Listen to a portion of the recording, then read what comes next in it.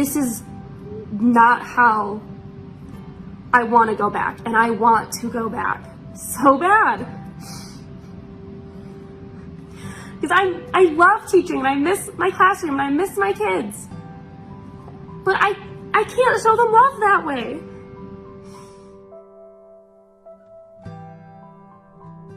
I am currently back in my classroom today, and I am on the mission of social distancing my classroom. My district is going back full-time. We'll be back in about 2.5 weeks. So we still have to figure out how to get these to be 3 feet apart. In what world is this an elementary school classroom? With case numbers higher than ever, children can spread COVID-19. If you're sending them to school, do you trust the new safety precautions?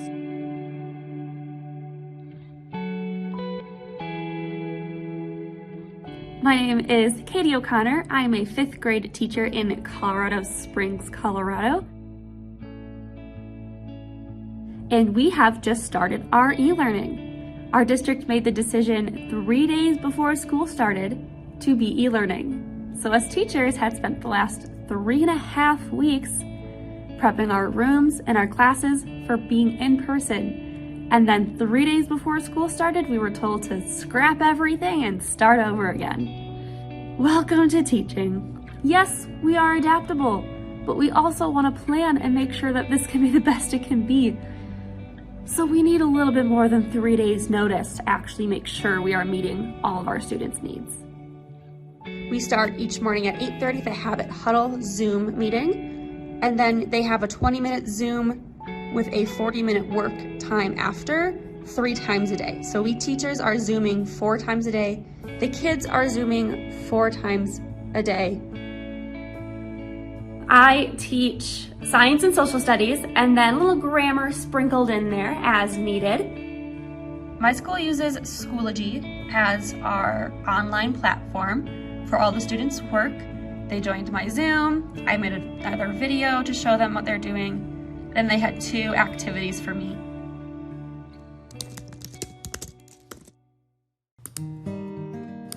Woo, so for those of you who are here, I will go ahead and tell you that if you were in person in your bin, you have a science packet for today that you'll need. It's fancy schmancy document camera. We now see that you are going onto YouTube while I'm teaching a lesson. So I'm gonna let Mrs. Spencer deal with this right now. It is exhausting sitting here staring at my computer screen all day. I don't know how these kids are doing it. I don't want to do it. I did not become a teacher to sit behind a desk.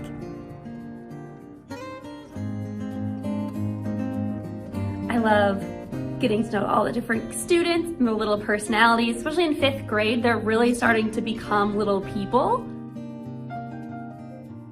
I teach them to be world changers the best I can. Welcome back to another day of e-learning. I used to have cubbies along the wall because I had tables before. So my classroom is set up and all my desks are spaced 3 feet apart. I just used a yardstick on the ground. Each kid has a different color dot, and so then they are guaranteed 6 feet away from their same colored dots. I only have 20 desks in my room, and I have 22 on my roster. But some are probably gonna choose to still be doing e-learning, and so that will give me a little wiggle room to figure it out. If not, then I don't know. Daycares here in Colorado have at times closed for at least a few days when there's been an outbreak or a possible exposure even. And the question is, what's going to happen when there are many more cases? Happy week 2 of e-learning. Moment of science, please. 'Cause I'm the science teacher. Love it. So I have a normal morning, but in the afternoons, we've been doing assessments. So students have been coming in groups of 4 to 6, just depending on the numbers. 3 Zooms are normal, my huddle and my first 2 classes. And then my 3rd block, which is my homeroom, coming to me for science or social studies, they have to get a pre-recorded lesson since I'm with other kids here. So I have to do it the day before, make sure it's all ready and recorded. And so just trying to find time to do it all has been hard. It's really important for me to build those relationships while they're here in my room, so that when they leave and I see them on Zoom, I feel like they're more comfortable with me. If the goal is to have no positive cases in a school, I think that's just impossible right now. I'm just hoping it doesn't happen in my room. Obviously I can't control that, but I'm really hoping not, because I have autoimmune issues myself, and I have done a good job of quarantining. Hi! Happy Friday from a new location, my living room. We were told yesterday that one of our students who had come in on Wednesday for assessments had positive COVID-like symptoms and was getting tested. We don't do stuff with kids on Fridays anyway. It's just our teacher work day pretty much. So we're working from home today. Pretty simple. You just tell me how you're feeling. For the most part, they just say no. They say no a lot. But then you get the ones like, my birthday's in October. Keyboard smash. It's a secret. This is my favorite part of every day, is reading their responses. Good morning. This is how I get woken up every morning. I'm Enzo, just staring at me. Oh, hey. Happy Saturday! I don't work on the weekends very much, I will say. People like judge me for it at work because I don't just live and breathe teaching. I'm sorry, I have a life. And I don't even have kids. I don't know how people with kids do that. Happy Tuesday, September 1st. The student who had COVID-like symptoms last week, their test came back negative, so we could all come back. Just knowing that there have been 2 cases already of students coming in COVID positive has made me a little weary having the kids back, spraying everything down before and after they are in there. I'm not touching anything they touch. But my group today, I had 4 of them, and I only had 1 assessment for them to finish, which took them like 20 minutes, and then they were done. But we still had almost an hour and a half together. But today when I said the playground, they were fully on board. You would have thought we were at the water park or something. I want them to play together and have fun and use their imaginations. And the laughter, I'm sorry, my teacher heart is so happy right now. Because we don't get that when we're virtual. And they're talking to me more than anything. They're not really talking to each other. They're just answering my questions. And I hope that I can still find ways to make sure they're having those same interactions in my classroom. And today was my last day in my classroom without students in it. So we sent out a survey for parents to see if they wanted their child to stay on e-learning or to come back in person. And I personally have 8 students remaining on e-learning. So I have 13 coming into school. So I only have 13 desks, which means I could space them out a lot more, which was nice.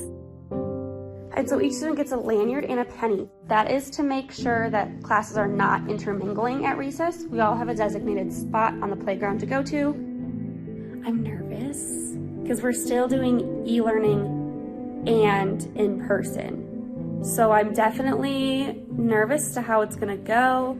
Teachers are rotating, and we still have to follow the 20-40 style. So 20 minutes of direct instruction, 40 minutes of independent work. Science is hard to do it with, because then the kids, like, they can watch me do the demo, but then the kids on e-learning have to go, and then they can't be part of the discussion. Woo, so for those of you who are here, I will go ahead and tell you that if you were in person in your bin, you have a science packet for today that you'll need. So you're just saying what you think right now. So I think the mass will increase, decrease, or stay the same. Ready to watch it happen? Yeah, Brandon's gonna be 2 big thumbs up. We're gonna go ahead and switch my spotlight here. Ah! My balloon is filling. Oh no.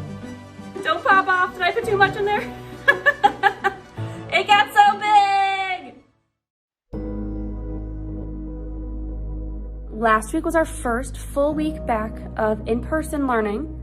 So we have in-person and e-learning simultaneously. So it's like a synchronous, asynchronous. I wasn't leaving until 5:30-ish most days. and I was just dead. There was a 5th grader in another class that is showing COVID-like symptoms. So that whole class went home for the next week and a half until October 5th. And then since I go in that class, I have to be quarantined until October 5th. So my kids will still be here with a sub while I'm at home Zooming in. I'm really sad I have to leave them. I ate lunch with them today and they wanted to play hangman. The one the first boy did, and it was, "We will miss you." I almost started crying. Things are just falling through the cracks because it seems like the expectation is the same of what we're expected to do, but we're doing it twice. It keeps changing. And I know I'm not the only teacher who feels this way. This is so incredibly overwhelming and stressful. The amount of emails we get in a day. It's like I'm trying to do all this other stuff, but I still have kids in the room.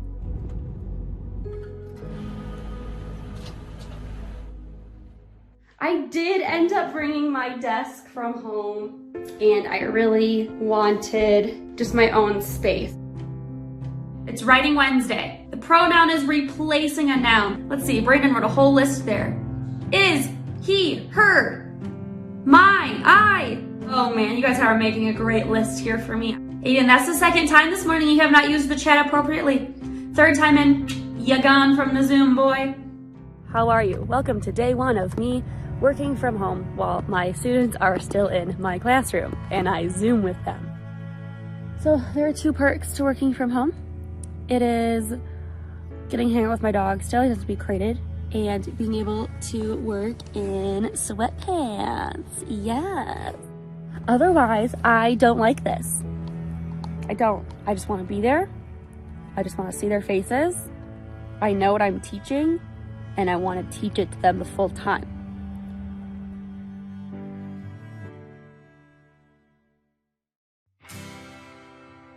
This is my last day working from home, and then I get to go back to my classroom. I am bored of working from home. I'm alone right now. My boyfriend's gone for work, so it has just been me home alone for a week and a half now, and I'm going insane. I want to show you what we're working on today because, I'm sorry, these kids crack me up. So we are learning about Jamestown, the first settlement here in North America from England. Hello, gentlemen of Jamestown. I'm a laborer of Jamestown, and we need to talk. That's what got me. Hey, yo, lazy socks. You should help us because people are getting sick and dying. He called them socks. What? And this one, she's Alex John Harris, the gentleman. She just gave herself new personas. I love their writing. They absolutely crack me up. Happy Tuesday. Nope, Thursday, October 29th. I don't know what day it is. Who knows anymore? So I have 17 back now, which is exciting to have more kids in the room. So I had to do a lot of rearranging of everything. And then our whole schedule has changed once again. To get our e-learners and still teach all 3 classes, we're doing it all at once. So we have 59 students on Zoom at one time. Where do you see yourself when you're all grown up? Probably applying to be a lawyer. Ooh, to be a lawyer? Ooh, Emily wants to work in a lab? Oh my goodness. And so we can have like co-hosts, which is very helpful. So one teacher can be monitoring the chat while one is like flipping through the 3 pages of students' faces while one is trying to just actually teach, because it's impossible to do all 3 at once with 59 kids on there. COVID-19 in Colorado is not slowing down. Several schools are responding by moving to fully remote learning. Today is my birthday. I am now the lovely age of 27. We got some really bad news today. At 1 o'clock, we got an email from the district telling us that our whole district is shutting down and going virtual until after winter break. I loved having my kids here, and now we're going back to full virtual, and that sucks. It's lame. I'm gonna make some take-home STEM activities. I'm going through it all now, I'm laying it all out, just deciding what I have to give them. I'm probably just gonna give them directions, like, okay, make me the tallest tower you can using whatever supplies you want. So you can see I have everything they have in it, and then everything they could make with it, and then anything else they wanna do. Hello, and welcome to today's Listen to Katie rant. Because we finished up our first week of virtual learning, take 2. I miss my kids. I really miss them. 2 of them are always going on about M&Ms. They're just M&Ms, but I like to say M&Ms, and they talk about them constantly. I miss the sounds of a classroom. I just got them back, and we were in the swing of things. There were a lot of tears during our habit huddle in the morning. They were really sad. My poor babies. So I let them get all their grievances out. Let's switch gears now. Let's talk about the positive, or the good things. And there were still a lot of hands for good things. I don't have to wear a mask all day. I can eat whenever I want. They needed to share with their friends and their classmates and me the good they're finding still. And that's what's important right now, is we hold on to the good. It's hard to know what to hope for the future. I hate saying things go back to normal. So this is currently considered normal. We're adapting to how we teach. We're adapting to how kids are learning. One of my teaching philosophies is love first, teach second. So the first thing I'm gonna do is I'm gonna love those kids. I'm gonna love them. I'm gonna meet them where they're at, see what needs I can fill, and then the learning will come. But their learning's not gonna happen if they don't feel safe and comfortable and welcomed and a part of it. So it's okay if our dreams are going to change. That's normal. But how do we think we're gonna get there? This is my 3rd school I've been at, and I felt it at every school that I've been at. For parents and families, school's not always a top priority. There's a lot of reasons for that, but I really hope that after this time, people are understanding the school's not a building. That school is the people. Go ahead and unmute and say bye. Bye. Bye.